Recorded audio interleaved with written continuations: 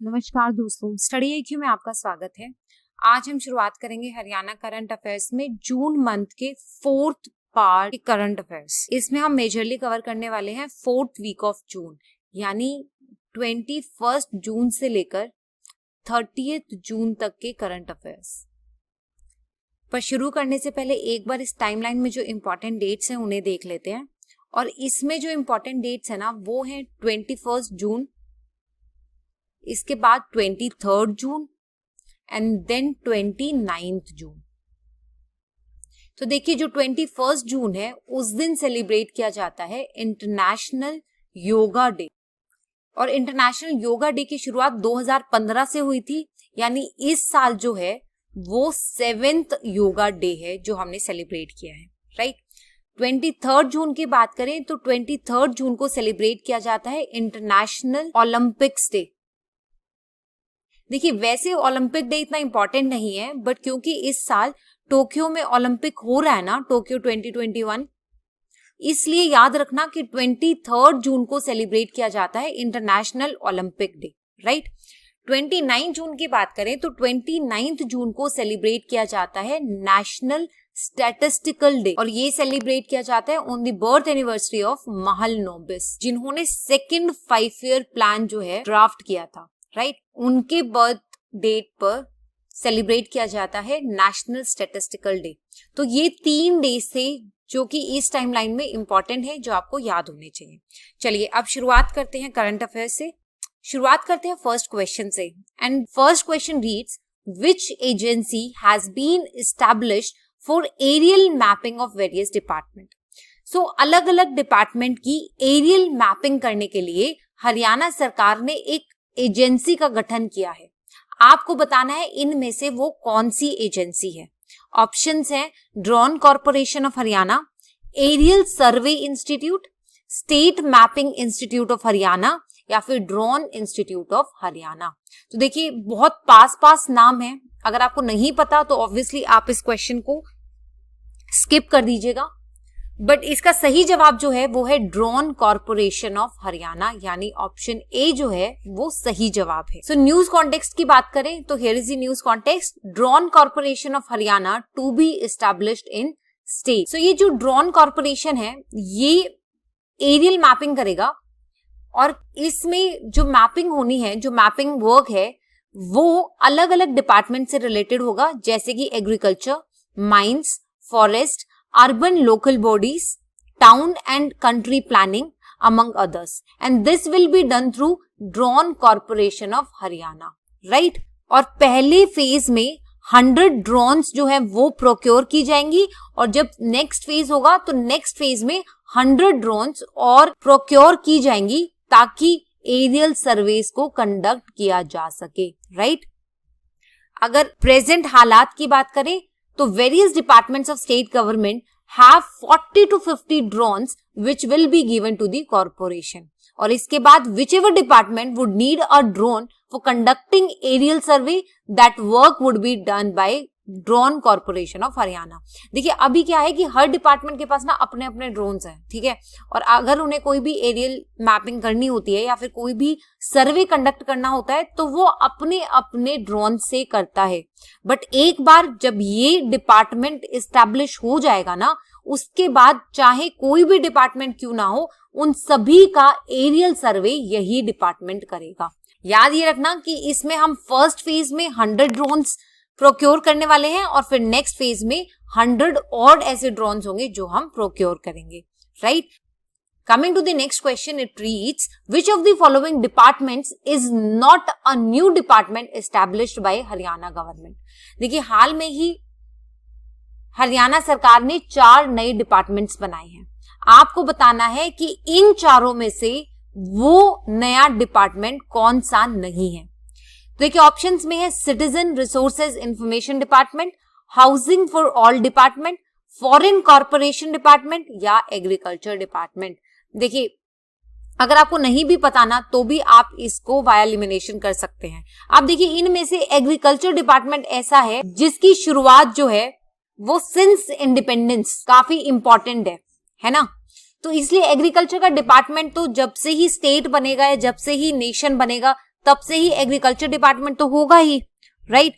इसलिए इसका जो सही जवाब है ना वो है ऑप्शन डी। और बाकी जो 3 है ना वो तीनों नए डिपार्टमेंट्स हैं। न्यूज कॉन्टेक्स्ट की बात करें तो मैंने अभी भी आपको बताया कि 4 नए डिपार्टमेंट्स बनाए गए हैं। तो एडमिनिस्ट्रेटिव पॉइंट ऑफ व्यू 4 नए डिपार्टमेंट्स स्टेट गवर्नमेंट के द्वारा बनाए गए हैं। वो 4 डिपार्टमेंट्स कौन से हैं? देखिए 3 तो मैं ऑलरेडी आपको बता चुकी हूँ, citizens resource information department, housing for all department और फॉरेन कॉर्पोरेशन डिपार्टमेंट।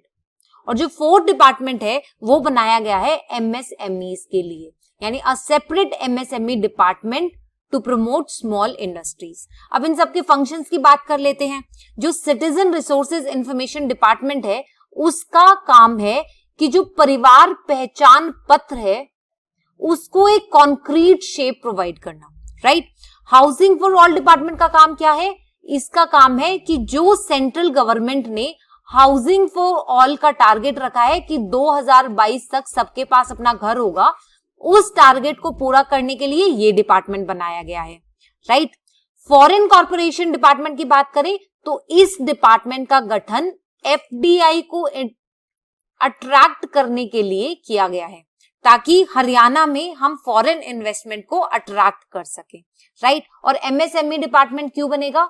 ये बनाया जाएगा जो छोटी छोटी इंडस्ट्रीज हैं उन्हें प्रमोट करने के लिए, राइट।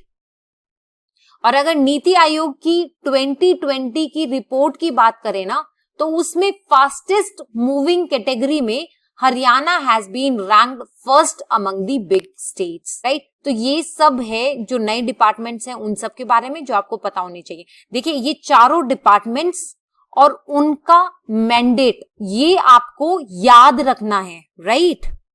चलिए नेक्स्ट क्वेश्चन की तरफ बढ़ते हैं। Next question is Haryana government ने हाल में ही एक टैक्स एग्जेम्पशन ग्रांट की है। आपको बताना है कि इनमें से कौन से टैक्स के लिए एग्जेम्पशंस हरियाणा सरकार के द्वारा दी गई है। ऑप्शंस में है income tax, GST, motor vehicle tax या फिर इनमें से कोई भी नहीं। देखिए इनकम टैक्स के लिए तो नहीं ही देंगे और ना ही GST के लिए, क्योंकि अगर इन दोनों के लिए एग्जेम्पशन दे दी तो सरकार कहां से चलेगी? ये दोनों के दोनों सरकार के लिए रेवेन्यू का मेजर सोर्स है, तो ये दोनों जो है इन पे तो कोई एग्जेम्पशंस नहीं दी गई हैं। तो इसका मतलब जो इसका सही जवाब है वो है ऑप्शन सी, यानी मोटर व्हीकल टैक्स। और देखिए ये जो है ये टेम्पररी अरेंजमेंट है, इसको सिर्फ कोविड के लिए लिया गया है, बाद में इसको रिविजिट कर लिया जाएगा, right.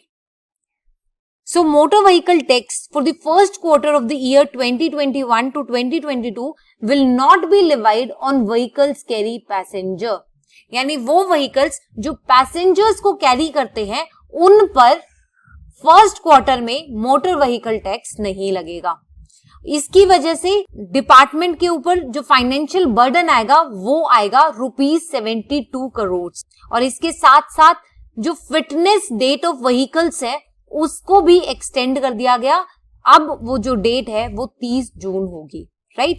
And along with motor vehicle tax government has decided to grant property tax exemption also, यानी मोटर व्हीकल टैक्स के साथ साथ जो प्रॉपर्टी टैक्स है उसमें भी गवर्नमेंट ने एग्जेम्पशंस दे दी हैं। नेक्स्ट क्वेश्चन की तरफ बढ़ते हैं। आपको बताना है कि इनमें से कौन सी यूनिवर्सिटी में Atal academy, advance training and learning academy और आइडिया लैब जो है वो सेटअप किए जाएंगे। ऑप्शंस में है कुरुक्षेत्र यूनिवर्सिटी जो कि कुरुक्षेत्र में ही है, दीन बंधु छोटूराम यूनिवर्सिटी जो कि मूर्थल में है, देन इंदिरा गांधी यूनिवर्सिटी जिसे हम ओपन लर्निंग यूनिवर्सिटी कहते हैं, IGNOU, and then Gurugram university जो कि गुरुग्राम में है। तो देखिए इसका जो सही जवाब है वो है दीन बंधु छोटूराम यूनिवर्सिटी, यानी B is the correct answer. जो दीन बंधु छोटूराम यूनिवर्सिटी है उसमें Atal academy, advance training learning academy और आइडिया लैब तीनों ही सेटअप किए जाएंगे। आप याद रखना कि ये जो यूनिवर्सिटी है ये मुरथल में है, राइट। और इसमें किया क्या जाएगा कि जो टीचर्स है ना उन्हें advance training and learning academy में ट्रेनिंग प्रोवाइड की जाएगी, राइट। नेक्स्ट क्वेश्चन की तरफ बढ़ते हैं। नेक्स्ट क्वेश्चन है कि नल से जल स्कीम में हरियाणा के कितने डिस्ट्रिक्ट्स कवर किए जाएंगे? ऑप्शंस है 6, 8, 10 या फिर सारे के सारे डिस्ट्रिक्ट्स। देखिए इसका जो सही जवाब है ना वो है 8 डिस्ट्रिक्ट्स, यानी फिलहाल नल से जल स्कीम में 8 डिस्ट्रिक्ट्स कवर किए जाएंगे, but over the period of time सारे के सारे डिस्ट्रिक्ट्स जो हैं वो इस स्कीम के अंडर कवर कर लिए जाएंगे। So here is the news context कि नल से जल स्कीम में हरियाणा के 8 डिस्ट्रिक्ट्स कवर किए जाएंगे और फिर बाद में जब हम सारे डिस्ट्रिक्ट्स कवर कर लेंगे तब Haryana will be the first state to cover all districts under this scheme. और वो 8 डिस्ट्रिक्ट्स कौन से हैं? उन 8 डिस्ट्रिक्ट्स में है पंचकुला, अंबाला, कुरुक्षेत्र, करनाल, रोहतक, कैथल, फरीदाबाद और गुरुग्राम। राइट, तो ये 8 डिस्ट्रिक्ट्स हैं जो इनिशियली कवर किए जाएंगे और फिर धीरे धीरे सारे डिस्ट्रिक्ट इस स्कीम के अंडर आ जाएंगे। नेक्स्ट क्वेश्चन इज, आपको बताना है इनमें से फ्लाइंग सिख के नाम से कौन जाने जाते हैं? ऑप्शंस है मिल्खा सिंह, करतार सिंह, भगत सिंह या जगजीत सिंह। देखिए आई थिंक बहुत ही आसान सवाल है और आप सबको पता भी होगा कि हाल में ही मिल्खा सिंह जो है उनका निधन हो गया था, उन्हें ही फ्लाइंग सिख के नाम से जाना जाता है और वो एक फेमस एथलीट थे। अच्छा आपसे एक सवाल पूछूं, उनकी डेथ होने से 1-2 दिन पहले ही उनकी वाइफ की डेथ हो गई थी जिनका नाम था निर्मल कौर। आपको बताना है कि जो निर्मल कौर जी है ना वो किस खेल से संबंधित थी। आपको इनका स्पोर्ट्स बताना है, आप ये कमेंट बॉक्स में बताइए। राइट, चलिए मिल्खा सिंह की बात करें तो 91 इयर्स के थे, जिन्होंने हाल में ही पीजीआई चंडीगढ़ में अपनी अंतिम सांसें ली after putting a valiant battle with COVID-19 for almost a month। Milkha Singh की बात करें तो he is the only athlete to win gold at 400 meters at the Asian Games as well as Commonwealth Games। यानी एशियन गेम्स में और Commonwealth games में जिन्होंने 400 metre की रेस जीतकर गोल्ड हासिल किया है, ऐसे वो भारत के इकलौते एथलीट थे। उन्होंने एशियन गेम्स में जो गोल्ड जीता था वो 1958 और 1962 में जीता था। इनफैक्ट 1956 के समर ओलंपिक्स, 1960 के समर ओलंपिक्स और 1964 के समर ओलंपिक्स, इन सभी में उन्होंने इंडिया को रिप्रेजेंट भी किया था। Right, next question is, panchakarma wellness centre इनमें से कौन से डिस्ट्रिक्ट में इनोग्रेट किया गया है या फिर कहिए कि इस्टेब्लिश किया गया है? ऑप्शंस है कुरुक्षेत्र, सिरसा, पंचकुला या फिर गुरुग्राम। देखिए पंचकर्म वेलनेस सेंटर नाम से पता चल रहा है पंचकर्म, ये पंचकुला में इस्टेब्लिश किया गया है। देखिए आप इसे बहुत आराम से याद रख सकते हैं, panchakarma in Panchkula. Right, here is the news context कि सीएम ने panchakarma wellness centre Morni hills के नेचर कैंप थापली और नेचर ट्रेल्स में इनॉग्रेट किया है। इसके साथ साथ उन्होंने नक्षत्र वाटिका, नवग्रह वाटिका और राशि वन, और इन तीनों को मिलके अंतरिक्ष वन के नाम से जाना जाता है, इन तीनों का भी फाउंडेशन स्टोन रखा है। राइट, और सीएम ने साथ साथ में ये भी बताया कि अब हमारे पास स्टेट में टोटल 23 पंचकर्म सेंटर है and 24th such centre was inaugurated today.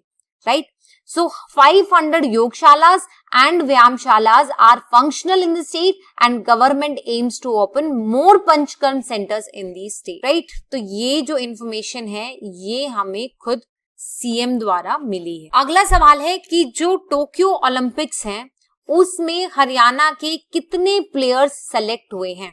Options हैं 20, 30, 40 या 50। तो इसका सही जवाब है 30 प्लेयर्स ऐसे हैं जो हरियाणा के हैं और टोक्यो ओलंपिक्स में सेलेक्ट हुए हैं। देखिए इन टोटल कितने लोग जा रहे हैं टोक्यो ओलंपिक में, मतलब कितने लोगों ने क्वालिफाई किया है? तो इन टोटल 119 प्लेयर्स जा रहे हैं। राइट, और इनमें से 30 प्लेयर हरियाणा के हैं। और टोक्यो ओलंपिक्स कब हो रहा है? ये हो रहा है 23 जुलाई से 8 अगस्त। टोक्यो ओलंपिक्स में इंडिया के फ्लैग बेयरर्स कौन है?